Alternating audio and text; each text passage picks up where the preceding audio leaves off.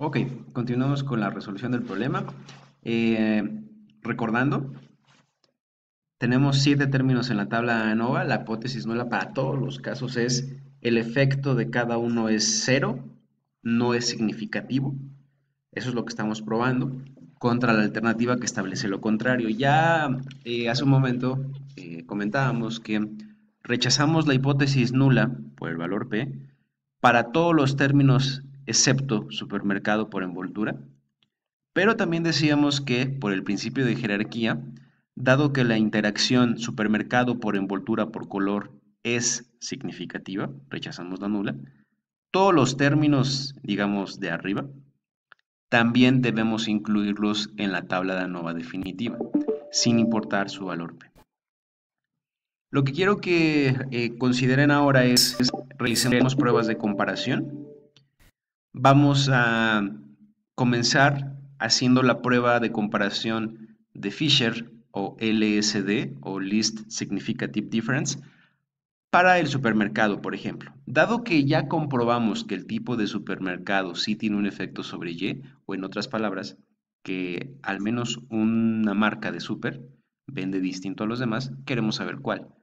Para tal efecto, necesito que construyan la prueba de comparación para determinar cuáles son estos. Vamos a irnos a NOVA, modelo lineal general, comparaciones. Por ejemplo, vamos a realizar la prueba de Fisher, les decía, para el supermercado. Podemos observar aquí que, por la agrupación, el que más vende, por el valor de la media, acuérdense que están en cientos de miles de pesos, es Soriana, es el que más vende, pero es estadísticamente igual, perdón, a Mega. A pesar de que hay una pequeña diferencia en las medias, comprobamos por la agrupación que no es significativa. También podemos observar que el de peor desempeño es Mercado Soriana, es el que menos vende y es estadísticamente diferente a Bodega Aurrera y a Soriana y Mega. Bueno, vamos a construir, y dado que tenemos interacciones significativas, vamos a construir el gráfico de interacciones para poder llegar a una conclusión. Minitab no construye gráfico de interacciones para 3 factores cuando el número de niveles es distinto entre ellos. Pero de hecho no nos hace falta. ¿Por qué?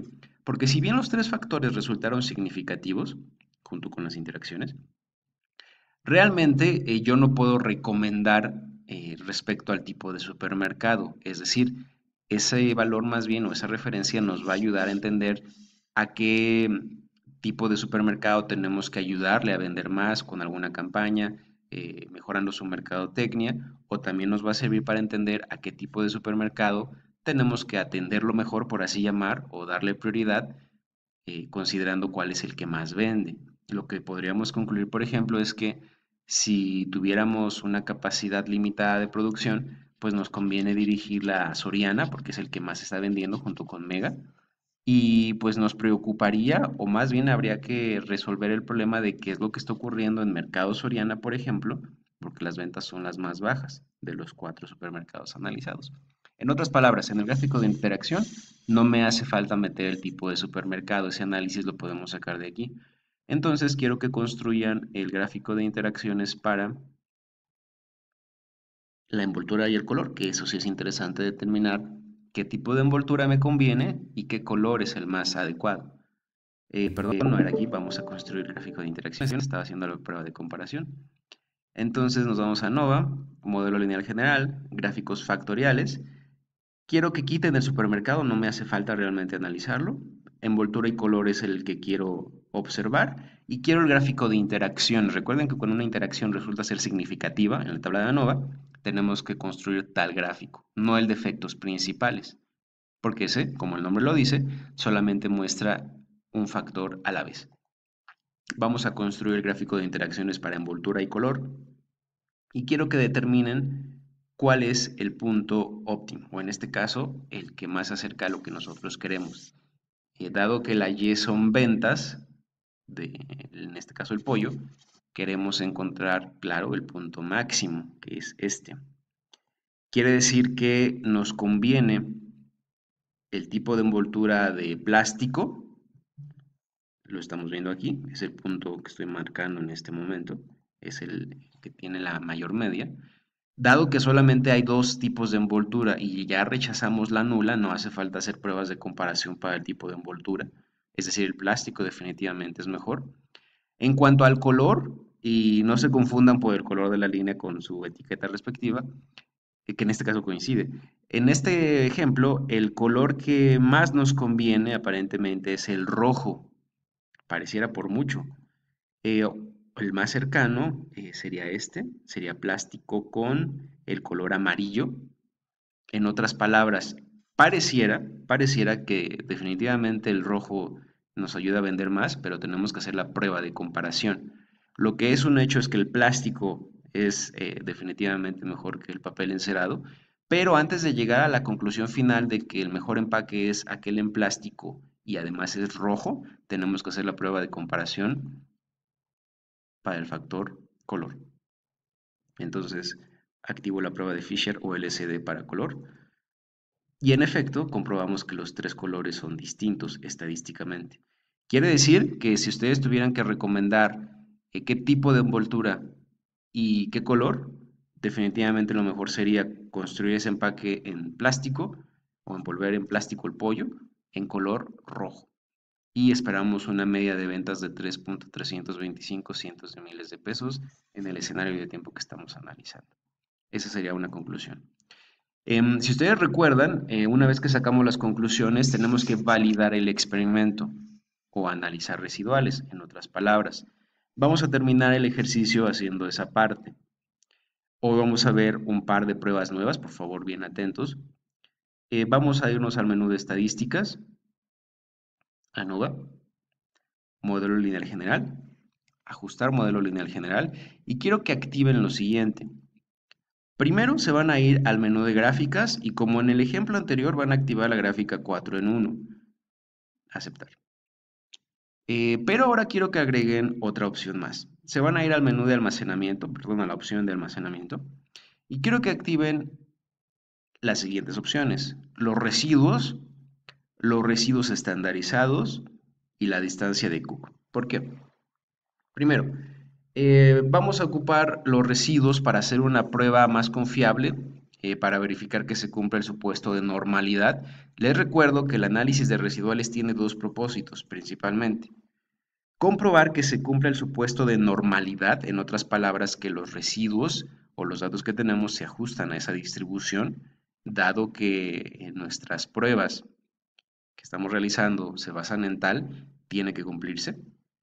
Y por otro lado, que la varianza sea constante. Dado que estamos realizando un análisis de varianza, tenemos que asegurar que no hubo un error al momento de capturar u obtener los datos con el sistema de medición.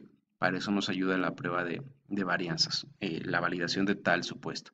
Confirmar que por diseño no nosotros pusimos un ruido o un error en los datos que va a generar que las varianzas o los valores parezcan distintos, pero más bien por un error al generar los datos. Eso es lo que vamos a comprobar. En resumen, lo que vamos a hacer es comprobar el supuesto de normalidad, el supuesto de varianza constante y adicionalmente hoy vamos a determinar si tenemos valores atípicos o no. ¿Qué es un valor atípico? Y ya lo vimos en análisis de regresión. Es un valor alejado del resto que puede generar una conclusión errónea. Si ustedes recuerdan la distribución normal, la campana de Gauss, la gran mayoría de los valores tienen que estar a más menos 3 desviaciones estándar. Para eso nos va a servir el residuo estandarizado, para determinar si existen o no valores atípicos, es decir, que estén alejados más allá de 3 sigmas o desviaciones estándar. Es lo equivalente al residuo estandarizado. Pero también, si ustedes recuerdan, existen valores atípicos que no dañan las conclusiones de nuestro experimento.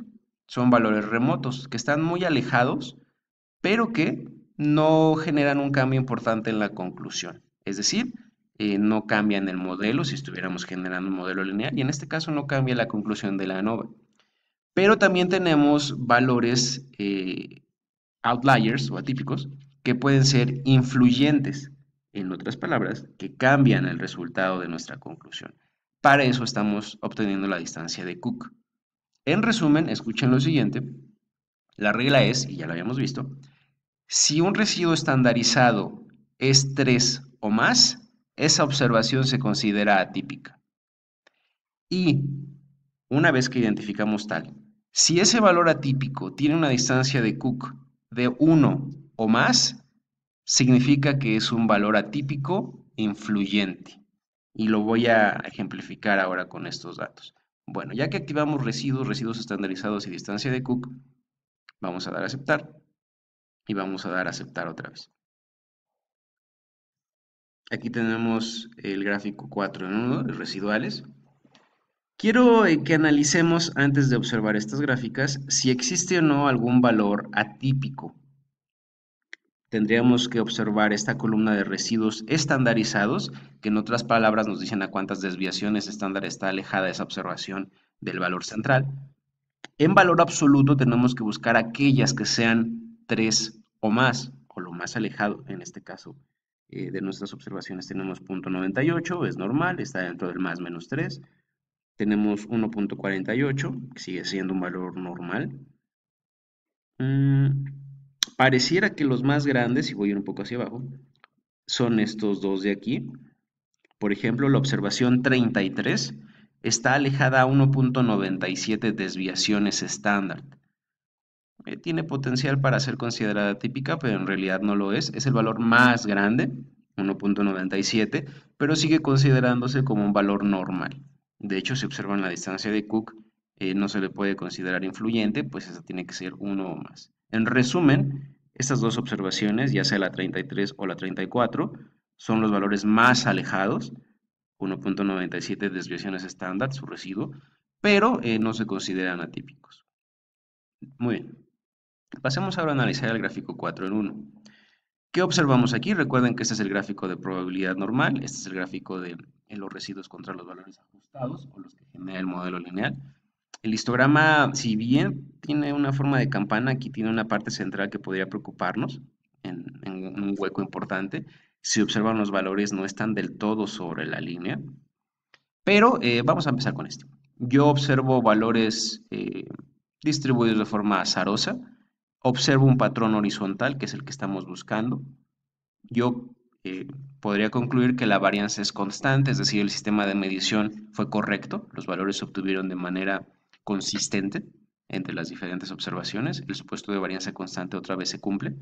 El de normalidad me deja mis dudas porque los valores tienen una distribución extraña, sobre todo en este gráfico, y no están del todo sobre la línea. Por eso es que hoy vamos a realizar una prueba más bien numérica para comprobarlo. Por eso es que generamos la columna residuos. Bueno, vamos a terminar este problema realizando tal prueba de hipótesis. Se van a ir al menú de estadísticas, estadísticas básicas, prueba de normalidad. La variable son los residuos, no los estandarizados, solamente los residuos. Quiero hacer la prueba Shapiro-Wilk, que es la más efectiva, que en este caso es la segunda o lo más parecido a ella, la Ryan-Joyner. La seleccionan, por favor, le dan a aceptar y aquí tenemos una prueba numérica. Escuchen, la hipótesis nula es los datos se ajustan a la distribución normal. La alternativa, los datos no se ajustan a la distribución normal. Con el valor P de 0.024, como siempre, podemos concluir que se rechaza la hipótesis nula. Quiere decir que en efecto los datos no se ajustan a la distribución normal y ese es un problema serio porque invalida el experimento completo. ¿Qué quiere decir? Que seguramente la muestra no fue del todo aleatoria. La forma en la que conseguimos, en este caso, los registros de ventas, posiblemente fue solamente de información que teníamos a la mano, o de un mismo periodo, o de unas mismas semanas incluso. O, en otras palabras, no se eligieron de forma correcta, no se obtuvo la muestra de manera adecuada. Y en resumen, para terminar la explicación, el hecho de que no se cumpla el supuesto de normalidad, invalida el experimento completo. Tendríamos que obtener otra muestra con un procedimiento más adecuado para volver a analizarlo. Bueno, con esto cierro la explicación del tema. Les pido que hagan su práctica. Tienen hasta la 1 de la tarde para entregarla. Estoy pendiente por WhatsApp por si tienen dudas. Hasta luego.